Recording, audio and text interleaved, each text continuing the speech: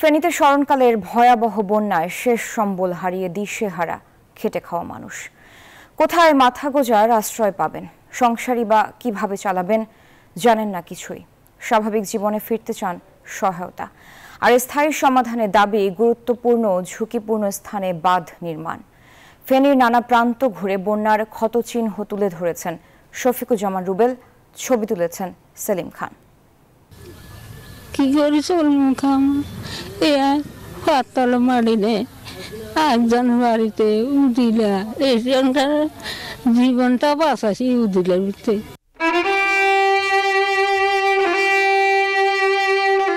চোখের জলও শুকিয়ে গেছে, এখন চাপা কান্না আর হতাশায় ডুবে থাকে এ চোখ খুঁজছে আলোর সন্ধান। ফেনী থেকে চলে গেছে বন্যা, কিন্তু রেখে যাওয়া ক্ষতচিহ্ন নতুন করে গল্প লিখছে আর্তনাদের। পানি এমন ভাবে আসছে বলার মতো না। রাত্রে দেখি পানি বাড়ছে, সকালে ঘুম থেকে উঠার আগে আগে কিছু বাঁচাবে। আমার ঘরে যা ফ্রিজ ত্রিজ আছে ওইটাও পানি দিয়েছিলাম। এনজিওর কিস্তি প্রথমবার বিকাশ পেমেন্ট করলেই 20 টাকা ইনস্ট্যান্ট ক্যাশব্যাক। এ জেলার পরশুরামের দুবলাচাঁদ গ্রামের এই স্থানে কদিন আগেও ছিল বসতবাড়ি। এক রাতেই বন্যার ভয়াল থাবা তছনছ করে 6টি পরিবারের সাজানো সংসার। 3টা ঘর গেছে, একটু হচ্ছে 6 রুমের থাকার ঘর, একটু হচ্ছে পাকের ঘর, একটু হচ্ছে গরু ঘর। আমার লাইফ শেষ হয়ে যাবে, কিন্তু আমি এই ঘর করে থাকার মতো আমার কাছে ওই ধরনের কোনো ক্যাপাসিটি নেই। পাশের বাড়ির ছাদে যাইছি।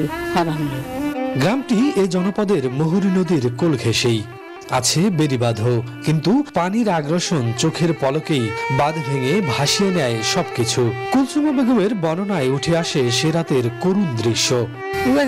কান্দা কাড়ি কি কোনো কিছু নিতে পারে না, মরক হাঁস সব স্বামী এসে প্রতিবন্ধী আর দূরানি দিয়ে হাতুরা নিতে দিয়ে আসি আর জিগে বাইটা জন আনিব।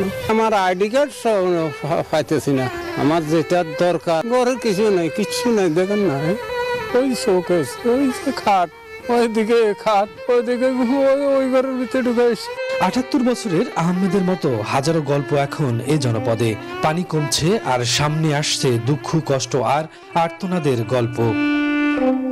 আকস্মিক বন্যার আগ্রাসনে চোখের পলকেই সর্বশান্ত হওয়া এ সকল মানুষগুলো হয়তোবা নিজেদের মতো করে ঘুরে দাঁড়ালেন, কিন্তু এর স্থায়ী সমাধানের দায়িত্ব নিতে হবে রাষ্ট্রকেই, যাতে আর এরকম ভয়াবহতার পরিস্থিতির পুনরাবৃত্তি না হয়। পরশুরাম থেকে শফিকুজ্জামান রুবেল, নিউজ 24।